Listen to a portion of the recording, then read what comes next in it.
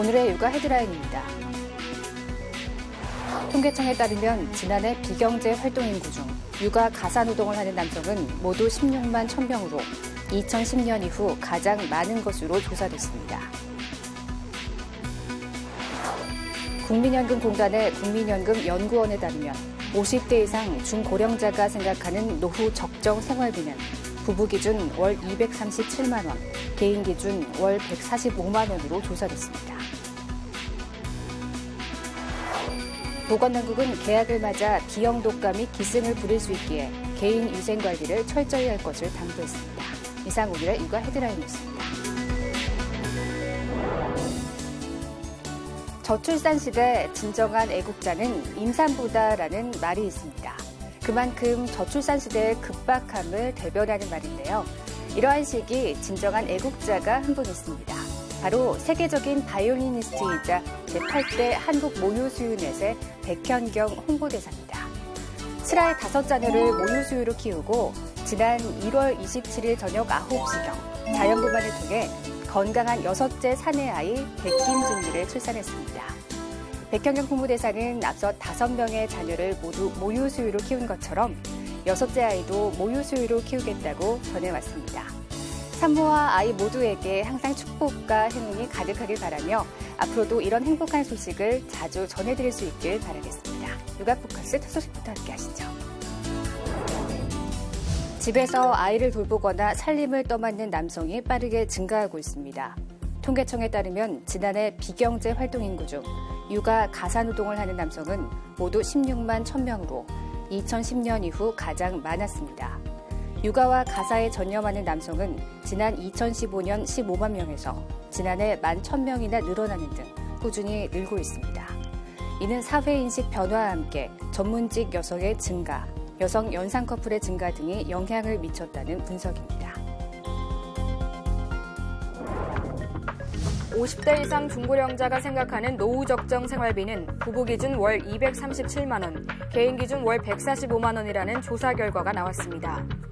국민연금공단의 국민연금연구원은 50세 이상 중고령자 4,800여 가구를 대상으로 조사한 결과 이같이 나타났다고 밝혔습니다. 한편 특별한 질병 없는 건강한 노년을 가정할 때 최저의 생활을 유지하는 데 필요한 비용인 최소 생활비는 부부 기준 174만 원, 개인 기준 104만 원으로 집계됐습니다. 지난해 말 독감 의심 환자 수가 사상 최대를 기록하며 크게 유행했습니다. 새해 들어 조금 주춤하는 양상을 보이긴 했지만 아직 안심하기는 일러 보입니다. 다른 종류의 독감이 유행할 가능성도 있어 당국이 각별한 주의를 당부했습니다. 지난해 독감 바이러스는 12월 셋째 주 1,000명당 86.2명으로 사상 최대 의심 환자 발생률을 기록하며 빠르게 전파됐습니다. 7세에서 18세 학령기 의심 환자 수도 1,000명당 195명으로 치솟으며 역대 최고 기록을 세웠습니다. 하지만 최대 집단 감염지인 학교가 겨울방학에 들어가며 독감 의심 환자 분율은 5주째 감소했습니다. 그런데 독감이 주춤하는 양상을 보이긴 했지만 각급 학교가 개학하는 만큼 학교와 가정에서 각별한 주의가 필요합니다. 특히 보건당국은 보통 A형 독감이 유행하고 나면 B형 독감이 뒤따른다는 점에 주목합니다. B형 독감의 경우에는 특히 이제 위장관 증상, 구토나 설사가 동반되는 특징이 있기 때문에 이게 이제 장염을 일으키는 노로바이러스에 감염된 것과 같이 오인이 될 수 있어서 감별 진단이 필요합니다.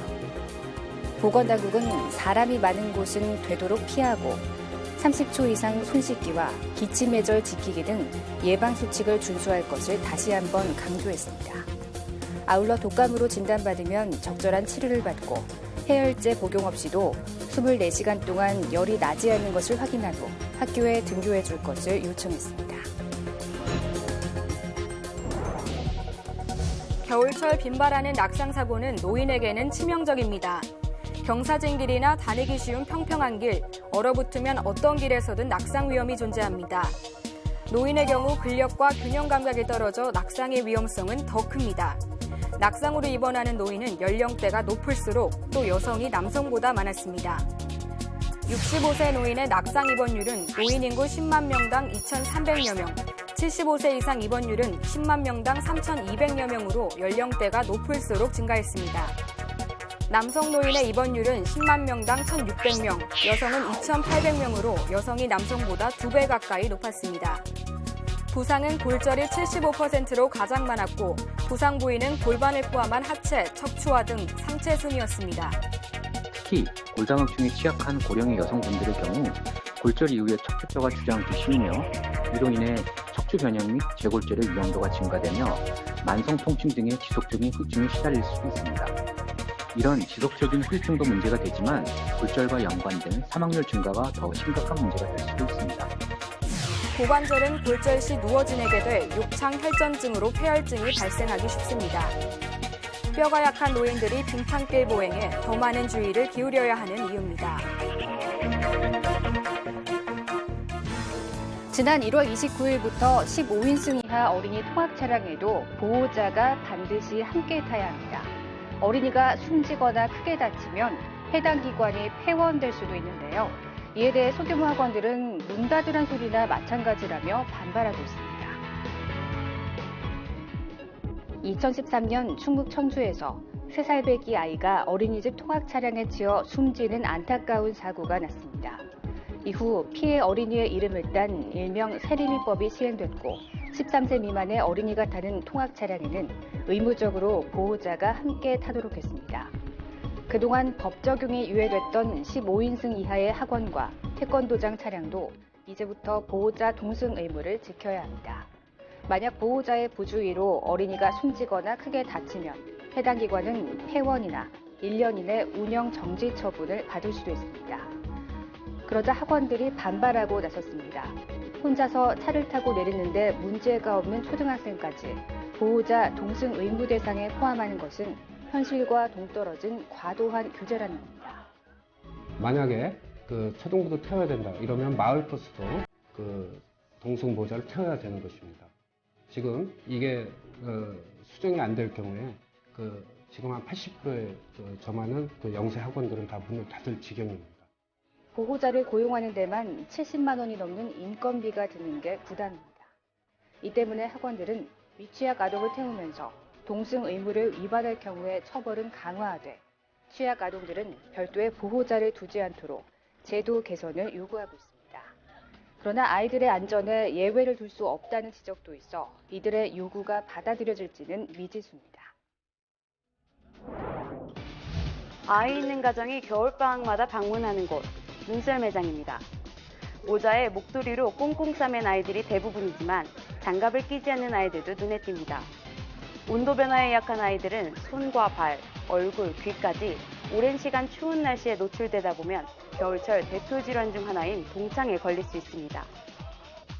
동창은 그보다는 좀 경하더라도 오랜 시간 동안 차가운 데 노출이 됐을 때 피부에 염증이 생기면서 빨갛게 되고 물집도 생길 수 있고 붓고 가려움이나 통증을 유발할 수 있는 그런 상태라고 보시면 됩니다.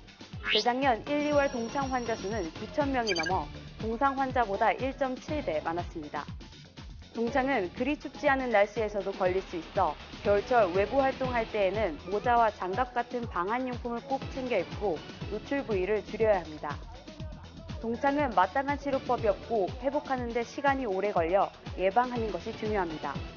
외부 활동 중 젖은 양말이나 신발은 빨리 갈아 신고 손가락이나 발가락을 자주 움직여 혈액순환을 도와줍니다. 동창 증세가 의심되면 현장에서 재빠른 처치가 필요합니다. 언 부위를 따뜻하게 해줘야 하는데 난로나 뜨거운 물로 급격히 녹이거나 마사지하는 행동은 조직의 손상을 가속화시킬 수 있어 조심해야 합니다. 전문가들은 심하지 않은 증세는 2, 3주 내에 자연적으로 낫지만 물집이 잡히고 가려움증이 계속되는 경우 동상으로 이어질 수 있어 치료를 받는 것이 좋다고 조언합니다.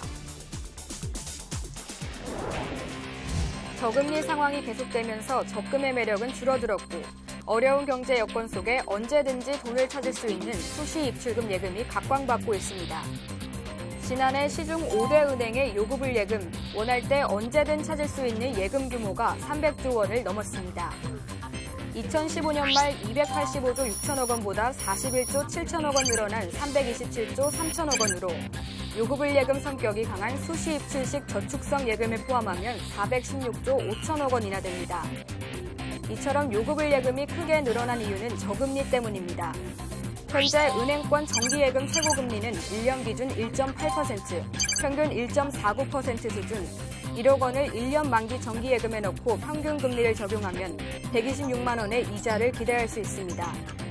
어려운 경제 상황 속에서 일정 기간 큰 돈이 묶이는 것에 비해 이자 수입은 그리 크지 않습니다. 또 은행들도 혜택이 쏠쏠한 수시 입출금 통장을 출시해 소비자 요구에 부응하고 있습니다. 과거 0.1%에 불과한 수시 입출금 통장이 아닌 연 1.5%까지 이자를 챙겨주거나 수수료를 면제해주는 통장도 있습니다. 하지만 이 같은 혜택을 받기 위해서는 나이 제한, 잔액 한도 등이 정해져 있기 때문에 잘 따져봐야 할 필요가 있습니다. 전국적으로 반려동물을 키우는 인구가 1,000만 명을 넘어섰는데요. 하지만 10명 중 4명 정도는 유기충 등을 느낀 것으로 조사됐습니다. 주인과 함께 호텔에 투숙하기도 하고 하루 수십만 원짜리 숙소에서 귀한 대접을 받기도 합니다. 외부에 있을 때는 CCTV 등을 통해 보살핌을 받습니다. 이렇게 사랑을 받고 있지만 반려동물을 기르는 사람 10명 가운데 4명은 유기충 등을 경험했고 2% 정도는 자주 느끼는 것으로 나타났습니다. 실제로 지난 2015년 서울 시내에서만 8,900여 건이 발생했습니다. 나이가 많아서 혹은 질병에 걸렸는데 병원비가 없어서 그리고 단순히 그냥 배변을 못 가린다거나 많이 짖는다거나 털이 많이 빠진다던가. 버려진 동물들은 어떻게 될까? 2015년 서울시의 경우 1,200여 마리는 자연사, 2,800여 마리는 안락사됐습니다. 새로운 주인을 찾아 입양에 성공한 경우는 27% 수준이었습니다. 하지만 동물복지시설은 서울시 반려동물 입양센터와 민간단체 운영시설 등 4곳에 불과합니다. 이렇다 보니 일각에서는 버려지기 전에 대응할 수 있는 반려동물 센터 도입이 필요하다고 말합니다. 건강한 상태에서 아예 받아서 그걸 분양을 시켜준 게 더 좋겠다, 원천적으로. 그렇다고 무작정 받아준 게 아니라 아까 말씀드렸던 그런 어쩔 수 없는 상황, 그리고 또 그 사람이 경제적으로 여유가 있을 때는 그때 케어할 비용 받아야죠. 반려동물 천만 시대. 전문가들은 반려동물 등록제와 더불어 교육 이수 등 유기를 막을 근본 대책이 필요하다고 목소리를 높이고 있습니다. 이번 시간은 육아에 필요한 알찬 정보를 쏙쏙 알려주는 코너입니다. 오늘은 신혼부부가 알아둘 임신 전 몸 관리 방법 편입니다.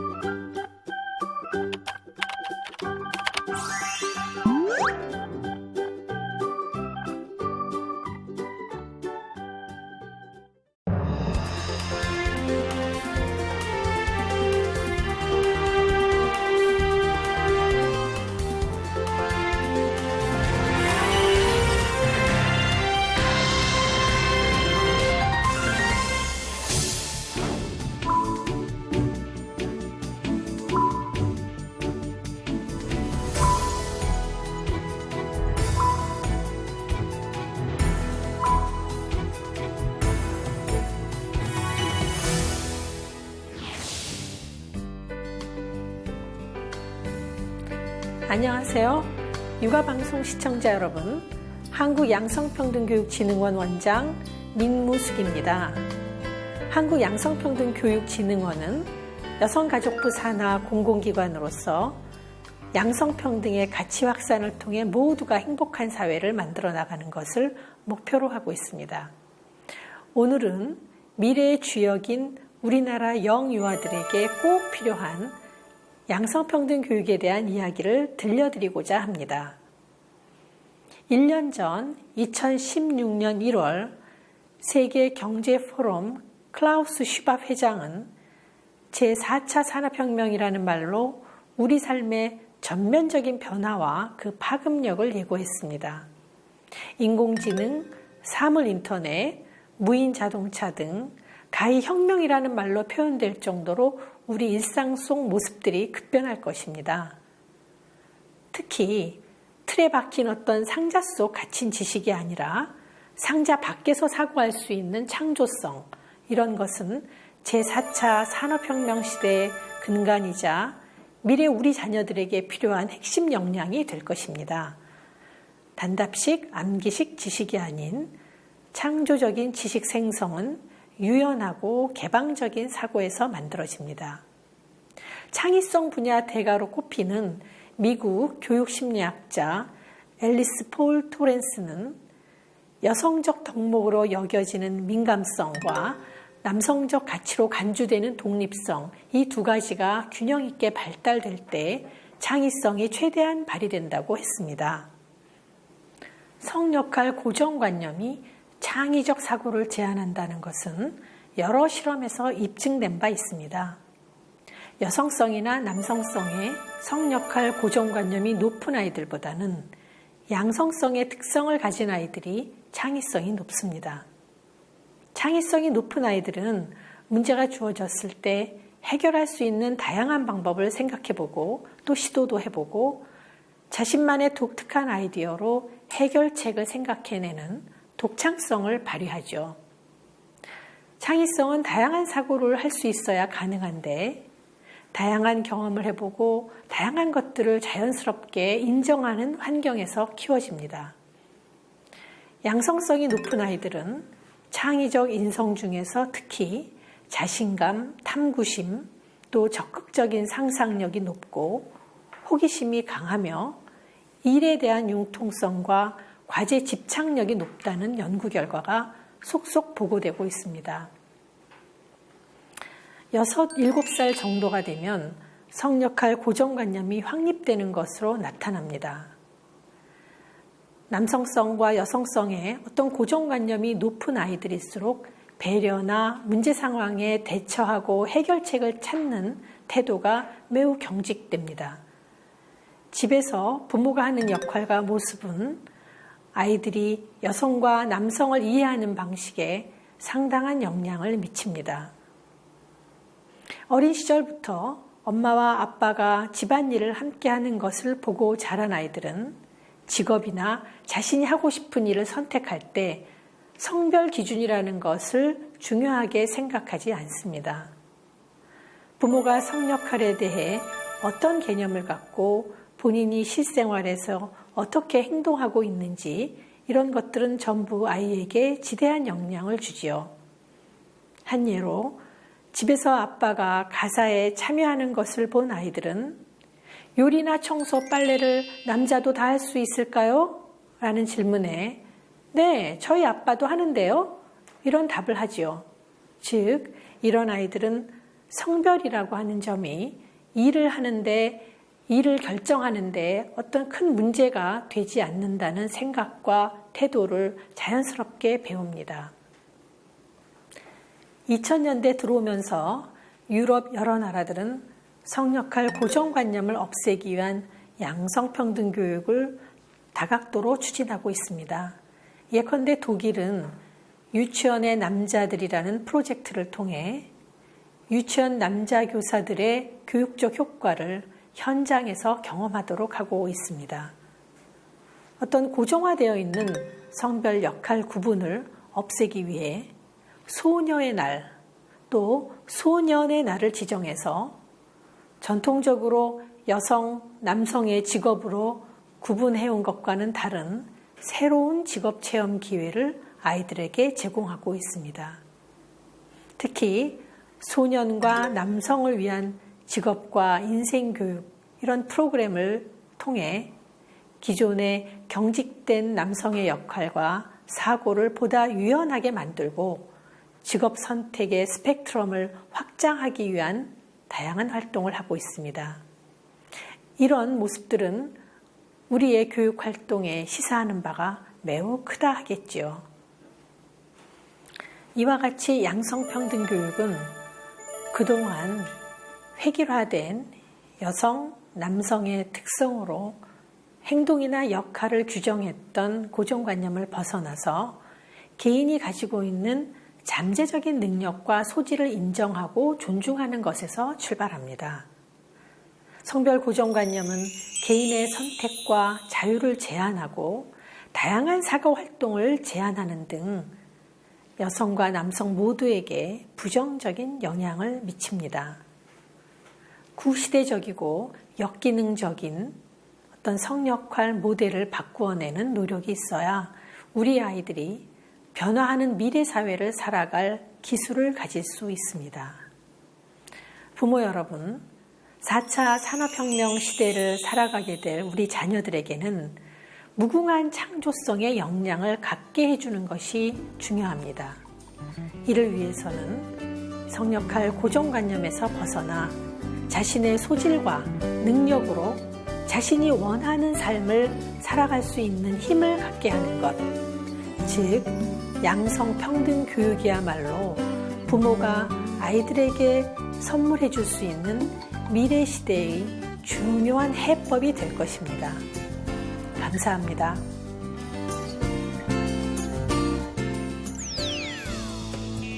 샐러드나 비빔밥 등을 먹을 때 함께 올리는 새싹 채소 챙겨 드시는 분들 계시다면 유의하셔야겠습니다. 보통 생으로 먹는 경우가 많아서 문제가 되는데요.